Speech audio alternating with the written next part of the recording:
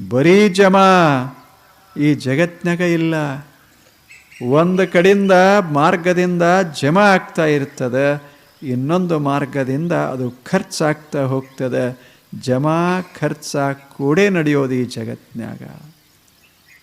ಖರ್ಚ ಆಗ್ತದಲ್ಲ ಅಂತ ನಾವು ವಿಚಾರ ಮಾಡಿದರೆ ಭಯದಿಂದ ಚಿಂತೆ ಶುರುವಾಗ್ತದೆ. ನಾವು ಎಷ್ಟು ಅದ್ಭುತ ಕಟ್ಟುತ್ತೇವೆ, ಭಾಳ ಅದ್ಭುತ ಕಟ್ಟಡಗಳನ್ನು ಕಟ್ತೇವೆ. ಬೀಳುವುದಲ್ಲೇನು ಕಟ್ಟಡಗಳು, ಎಂಥೆಂಥ ಕಟ್ಟಡಗಳೇ ಉರುಳಿ ಹೋಗ್ಯಾವ.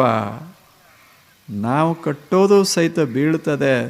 ಬೀಳಬಾರದು, ಏನೂ ಆಗಬಾರದು ಅಂತ ಇಚ್ಛೆ ಇರಬಹುದು, ಆದರೆ ಬೀಳ್ತದನ್ನೋ ಭಯನೂ ಒಂದಿಷ್ಟು ಸೂಕ್ಷ್ಮವಾಗಿ ಒಳಗಿರ್ತದೆ. ಆ ಭಯ ಚಿಂತೆಗೆ ಕಾರಣವಾಗ್ತದೆ. ಎಲ್ಲಿವರೆಗೆ